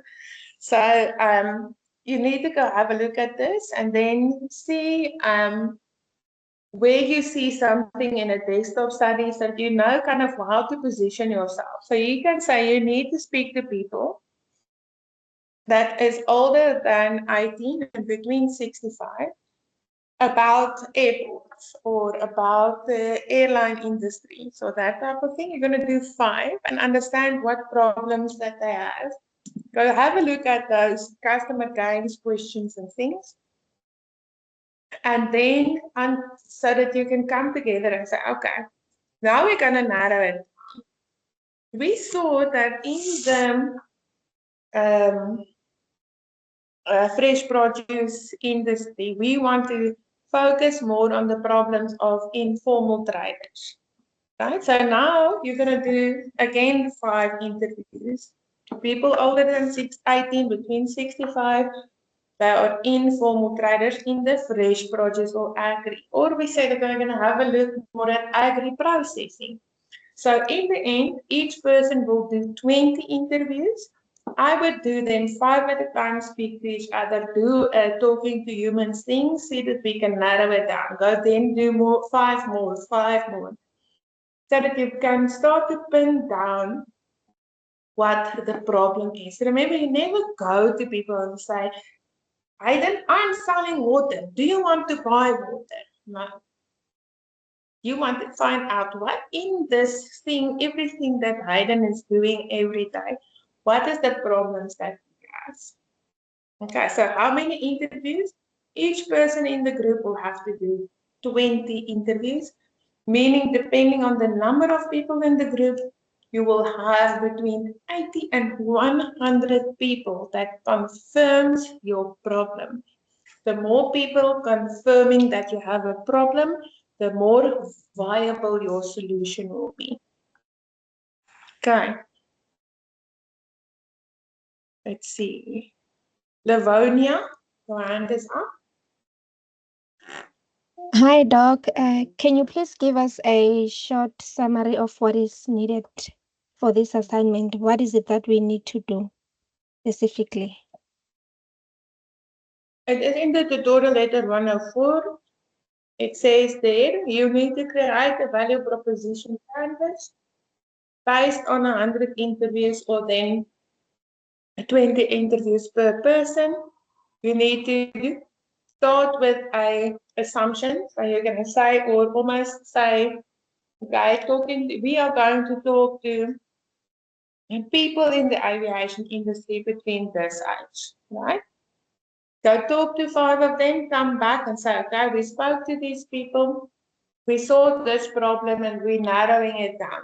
You're going to do that over and over and over again until you have a specific pain or gain or job that you want to address and you have a possible solution for that. And that's the assignment, right? So it doesn't have to be someone that works within the industry. It just has to be someone that makes use of the industry. Yeah, it can be anyone. Okay. And then the other thing I wanted to ask, in the assignments template document, in the tutorial letter, you've got that graph structure. Do we need to redesign it on a new Word document and fill that in, or how do we go about answering that part? Graph structure is the one with the value proposition. Yes. You can just download it. What's nice about that trial on strategizing, you can open a trial project and you can put post-its on something like that, where you, when you have ideas, you can do your whole project there, that 30-day trial, on there and work through it using that strategizer app. So all those templates, everything is there. You can just stick it on, have post-its, have a brainstorming session, everything is all there. Okay.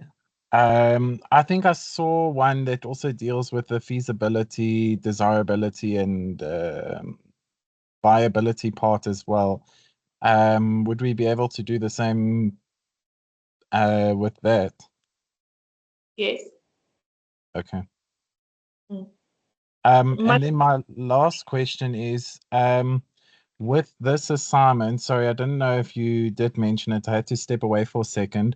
I assume then there's no template document for this one. So the stuff that we have to type and present, is it a document then that we just create ourselves with all the student information and send it through, with also like if we do Teams meetings with the people we're interviewing, like links that we can share for you to access the recorded meetings? I want transcriptions because I wanted the code to turn it in to make sure you're not buying it from somewhere. Okay, so if you do it through Teams, I don't know if is there a way for you to download your transcripts through Teams? Yes. Okay, then I'll just play around with it. Thanks so much, Doc. Matilda? Dr. Stander, there are other hands before me. I don't know if they've spoken already. I see Matilda and Sophia's hands. Oh, Hambulani and Tumela. Good afternoon, and thank you, Matilda, for being fair. And I really appreciate that. I just have two questions, Doctor. One is when it comes to the forms, are the forms going to be online forms that can be completed online, or will have to print a hard copy? No, they are already uploaded online on my Unisa. Oh, okay. Thank you. And with regard to tomorrow's function, are we allowed to just come and attend, or only people who have registered to attend? Please try and register so that I can cater for you. I think it is closed. Then it's better. I will see if I can perhaps ask to stream the function for tomorrow then. Okay, and if possible, I'm not far away from Pretoria. If possible, can you maybe ask if I can still register and be part of the function? WhatsApp then, Ambelani. Okay, I'll do that. All right, Matilda, will you give me the next person on the list, please? Tumela, Doctor.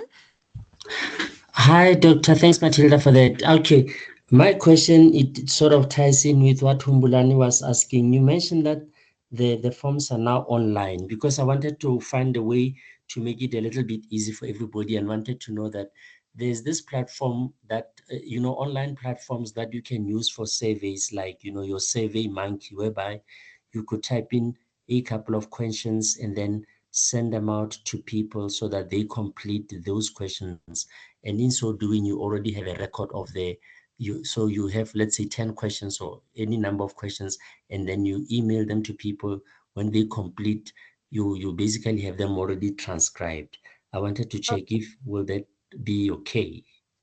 I'm grateful you did ask for that because I forgot to speak it. Okay.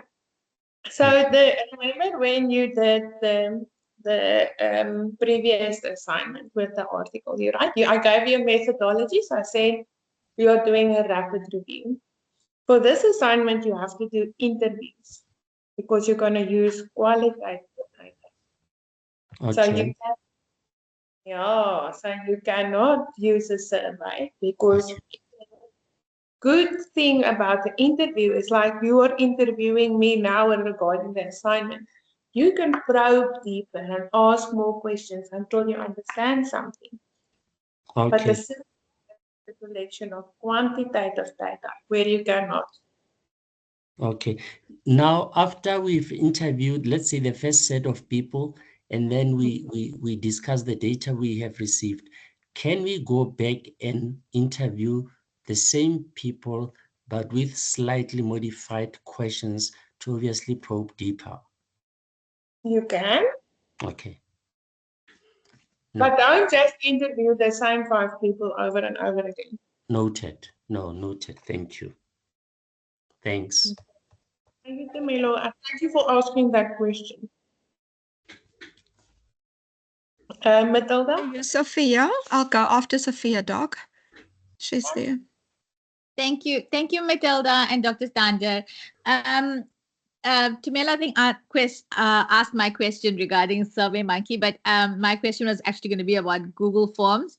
To be able to get the initial 5 interviews going, but that's okay. We can't use that. And then the second one was, so the second question was, if we interviewed like the first 5 people, and then later on we obviously expanded on what we know, and when we by the 80th interview, we can use those 5 people again for different questions or more information. And you said that is correct. We can. Yes. Okay. And then the last question, and I think you may have answered it already, and I'm so sorry. So the template, we can use the guideline of the blue ocean strategy.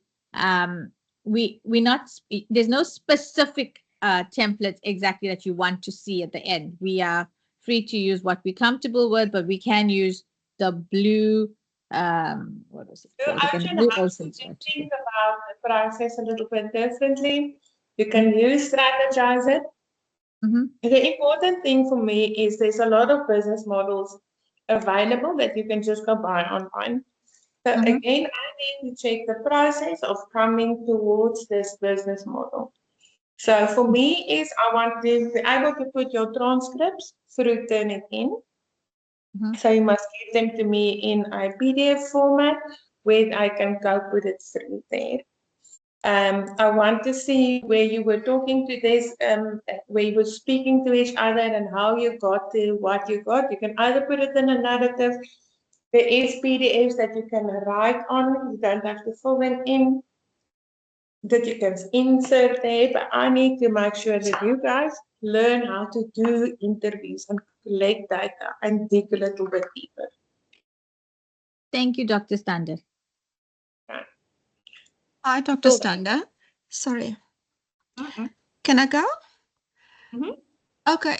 Just to clear up any uncertainties, what we need to submit for assignment 7, because on page 6 of the tutorial letter, it says it asks us what to submit, but it says assignment 6. I'm sure that's assignment 7, right? Thank you. Okay, that's 7. So you say that you want the first draft of the customer segment, talking to humans, and the test card. And then you also want the interview transcripts and the informed consent forms. Does that include the learning card as well?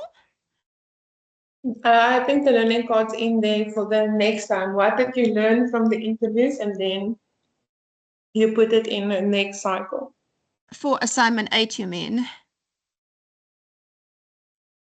No, for this assignment, all the interviews happen in this assignment. Okay. Okay, I wasn't sure about that learning card, if that's also included. I can't see at the moment, Matilda, but I would think it is. If the content of the learning card is say, okay, I've done these interviews, what did I learn from them? Okay, thank you. Thanks, Doc. That's all. Who's next, Matilda? Can you see? I see the when the one. It's Renee, Doc, and Naidu. Okay. Thank you, Matilda. Doctor, so the interview, the transcript, are you wanting it in a dialogue format? So in other words, if I was asking a question, just as a very, very simple example, would you want to see student : the question, and then the interviewee and the answer? Is that the format you'd like to see the interview transcript in, or is it a narrative? I would like to see it in that first format. In the dialogue format, okay. You can take out the names of the interviewee and even. And also, it can then be verbatim, obviously. It has to be. Okay. Thank you. Last one is Naidu. Perfect. Hi, Doctor. Hi.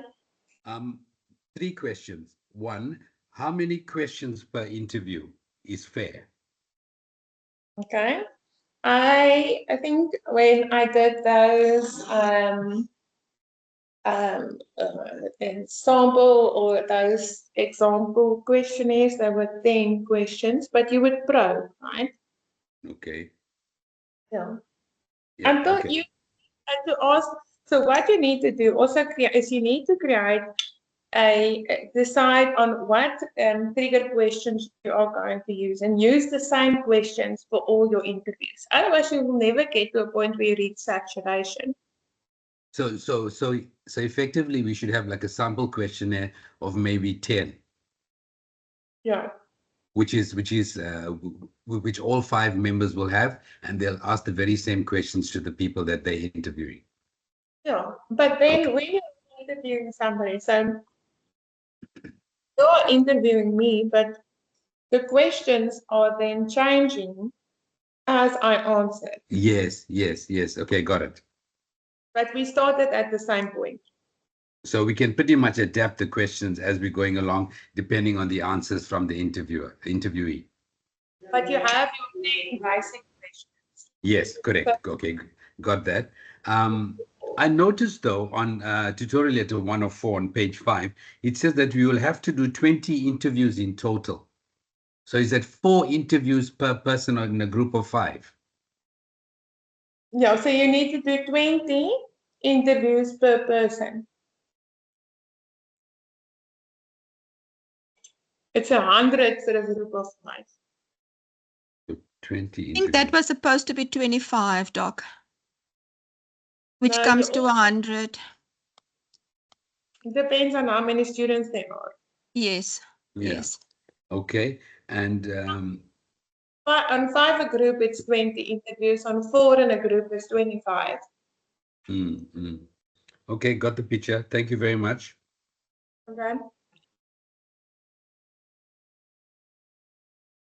You only asked 2 questions. No, the first one was how many people to interview. Is there a sample questionnaire and the number of people to interview? Oh, okay. Thank you. Okay, bye. Fine. Okay, let's see if I can see.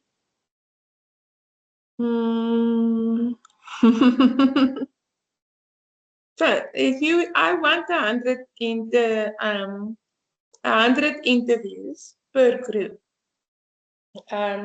or then at least a minimum. If you are 6 in a group, I want 20 per member.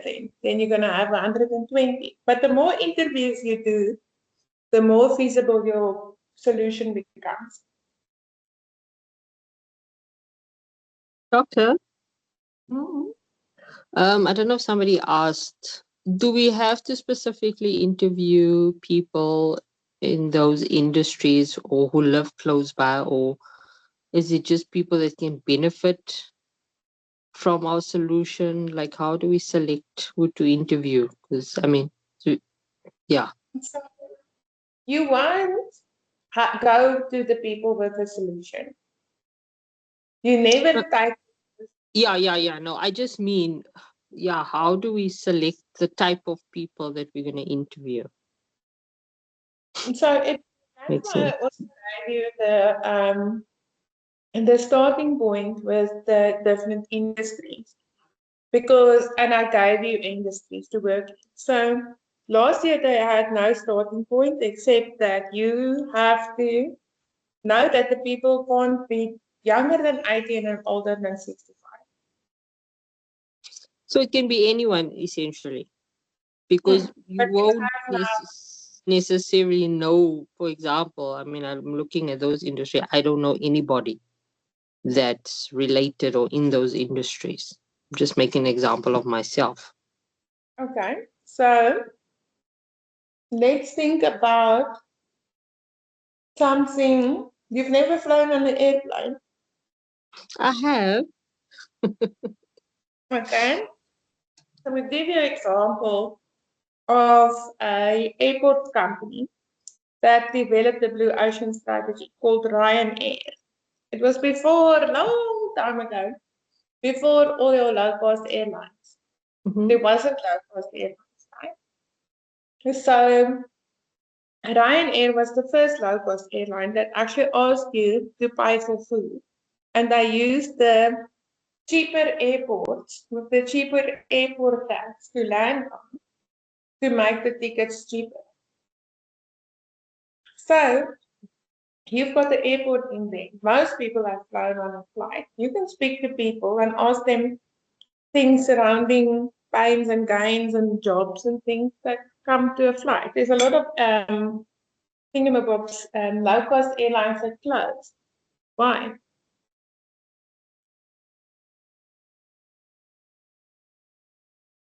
And remember, COVID taught us one thing. It is that we need to think out of the box. So you need to think of airports and things like that and try and see how can we work in this. Fresh produce. I'm sure there's a lot of people who buy these things that you know. Probably not from the market, but that shop Spar got it from the market, or the greengrocer got it from the market.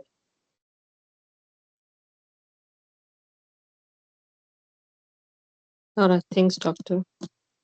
Oh. Doc, I'm so sorry to jump the queue. I'm so sorry, colleagues. My lunch hour is almost done. So if you would allow me.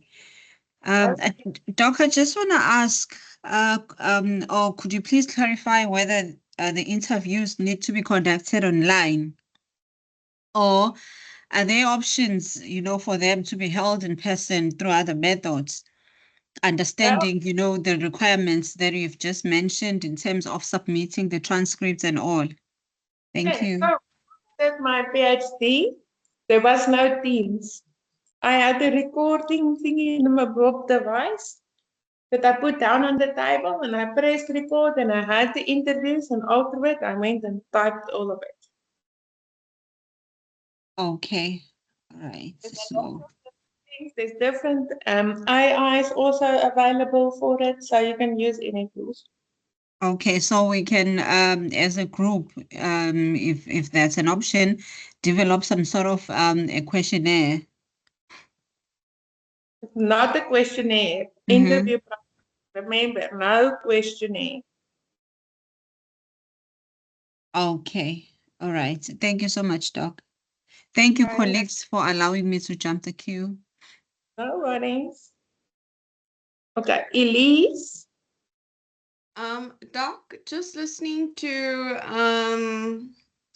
the questions that were asked, to clarify in terms of the questionnaires, right, and the number of people. So it's 20 per person in a group. But like factoring life's demands and where certain students are at. If you've got a group of 4 versus a group of 5, does that then mean a group of 4 would have 80 questionnaires that we submit? not necessarily now that, as I said, factoring life circumstances, 25 for a group where there's 4 people, when we take work, family, all of those things into account. So it literally then is just reduced to 20 interviews per student. Yes. Okay, then I do have a question though, not related to this. It is with regards to the teammates assignment. We submitted it. The file must it be in PDF, not in text format. Yes, so you would take the text file and save it as a PDF. Okay, thank you very much, Dr. Stander. Appreciate it. No worries. Let me see if I can see again. So, Hayden? Doc, I just want to find out. Okay, so we 4 in a group, so then it would be 20 per person. But I also want to find out the teams. For assignment 6, what I basically did was I did the Teams thing, converted the text document to a Word document. I put in a cover page with just the group number, the module, and all of that, and then submitted it as a PDF format. Is that fine? Yep. Okay. And then the other thing, if I go back to, I think it was to the person that was speaking, not the last one, the one before, when talking about the airline, so you can basically, if you look at the option that you gave us that looks at the airline industry, so you can basically interview people that have flown, and then you basically discuss with them their experience in the form of, do they agree with like the cost of your air tickets if you were flying from, for instance, Joburg to Cape Town, or I think look things, but don't speak. You need to understand what the problems are. If you tell me, what do you think about the cost? Then you are telling me what the problem is. So just check at the customer gains and buying things. So you can say on an airplane, how much money do you normally spend on snacks? yeah. You know, do you buy the snacks on the airplane? Do you take it in on the airplane? Why don't you buy it on the airplane? What would you have liked to buy on the airplane?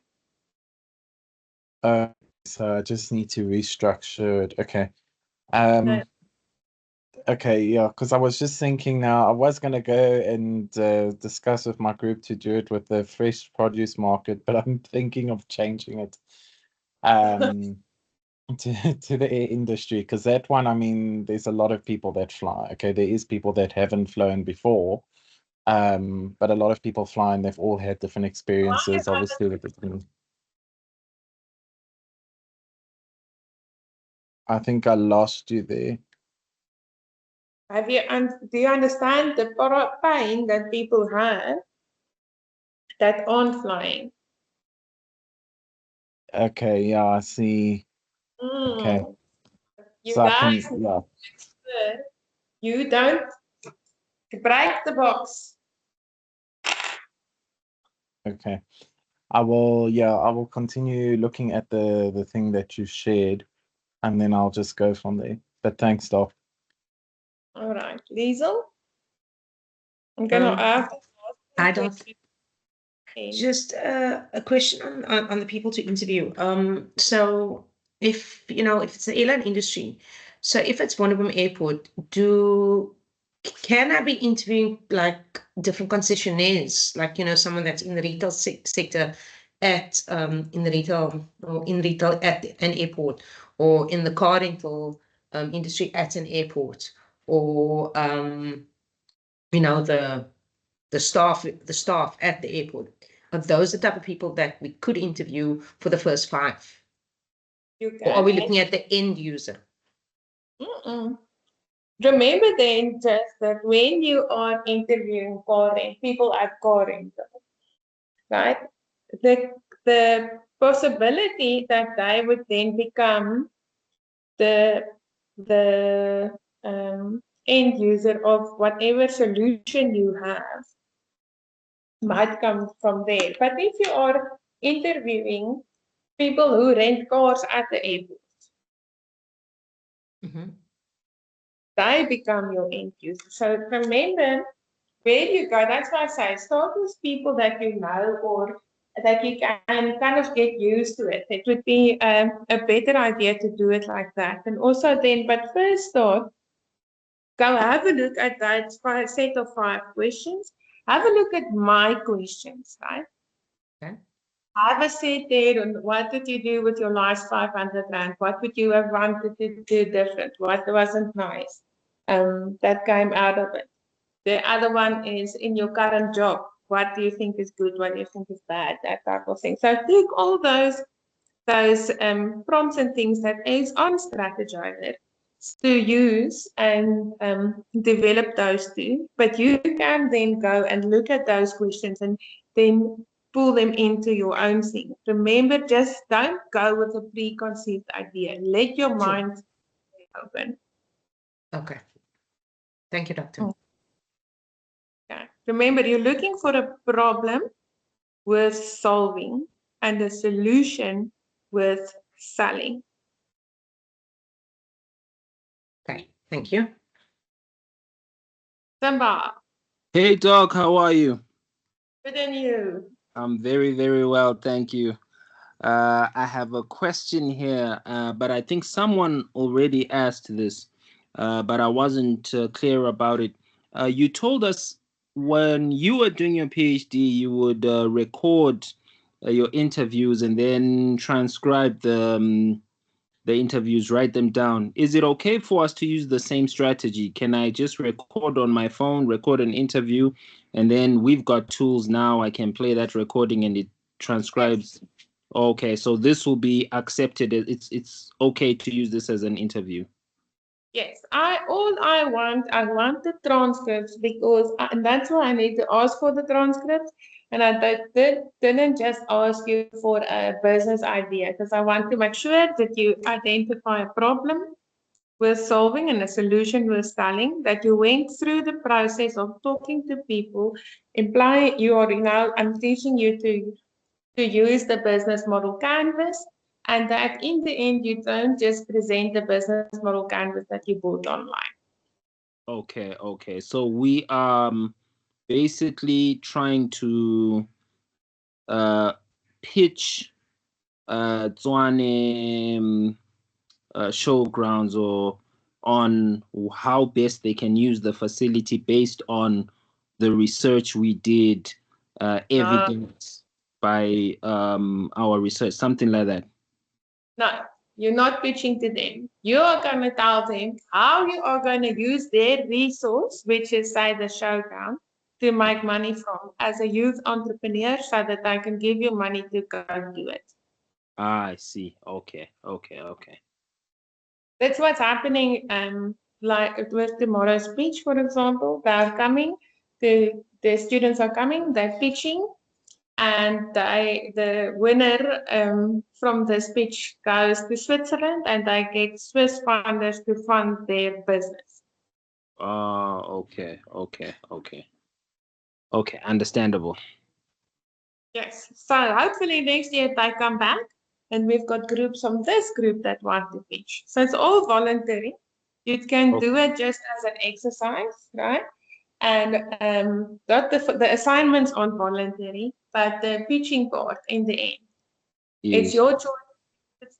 So the one group, actually Tita helped them because they didn't have money. They were collecting money for one person to fly from Cape Town and sharing and things. So they are coming, and it gives an opportunity to either create your own business or start your own business or whatever, but it is there. Okay, and then finally, one more question. There are only 3 people in our group, do we divide the 100 by 3, or do we do 20 like everyone else, 20 interviews each? Like everyone else, so it would be 60. Okay, okay, perfect. Thank you very much.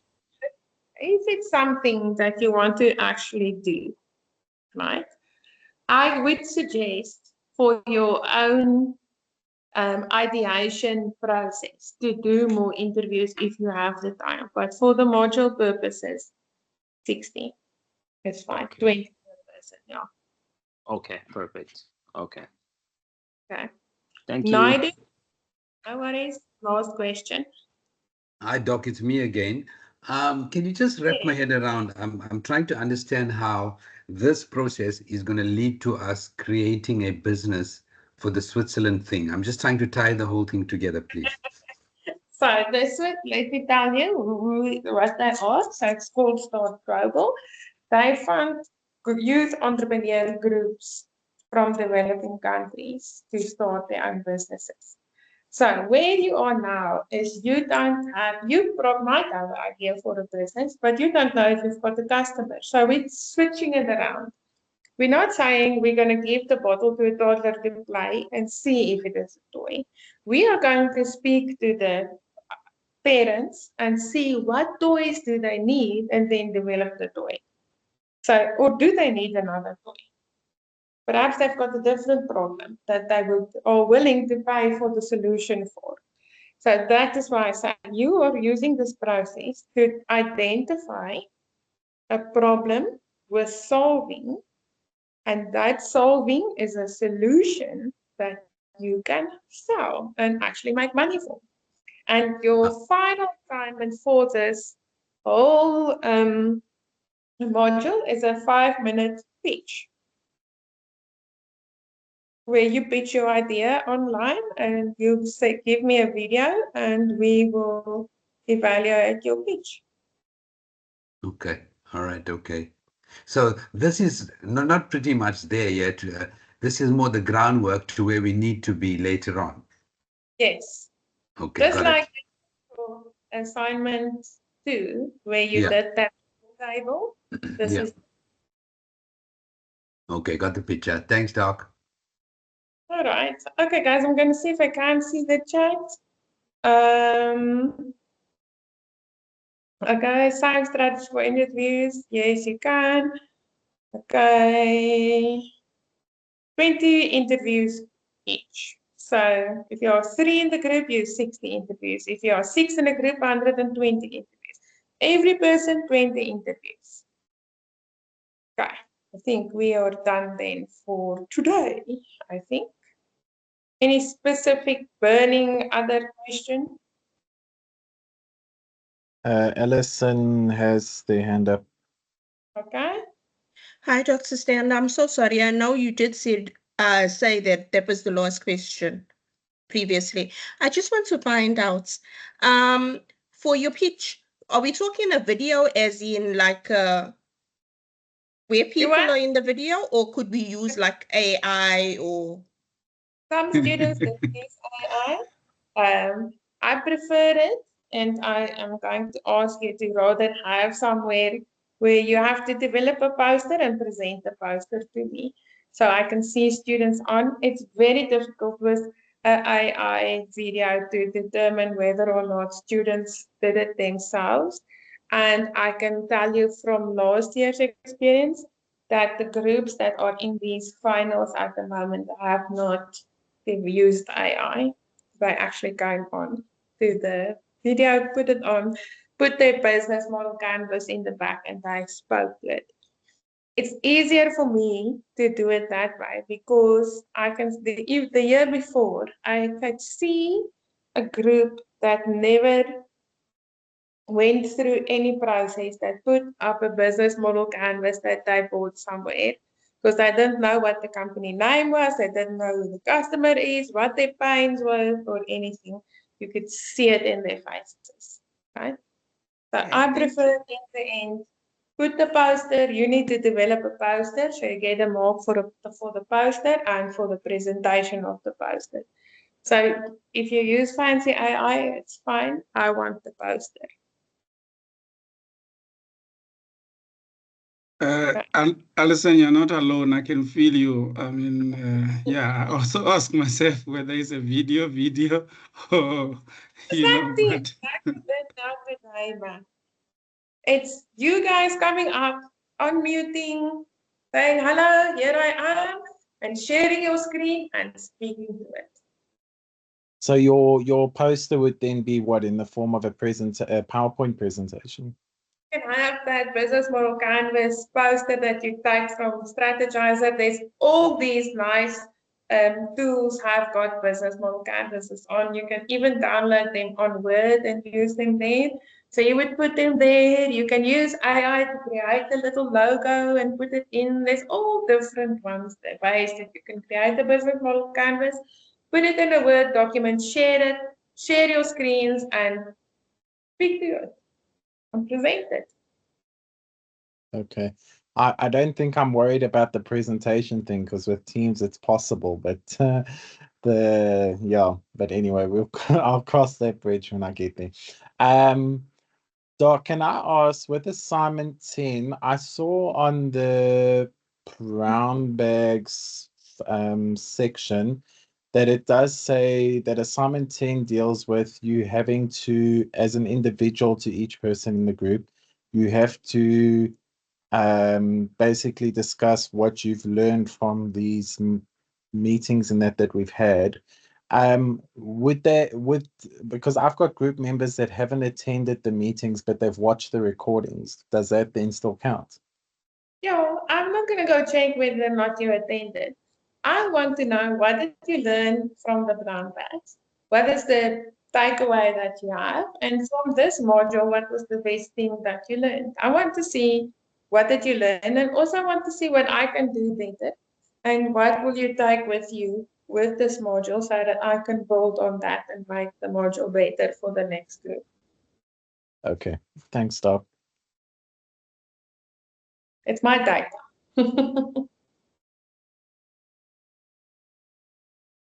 Thanks, Doc. Okay. All right, guys, then that's that for today. I hope you are as excited as I am.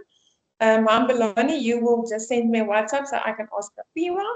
And then for those of you that are coming tomorrow, it's going to be nice to meet you. For those of you who are not, we will see you around cyberspace. And then enjoy this. This is now, I always tell students, it's the fun part of HRBUS.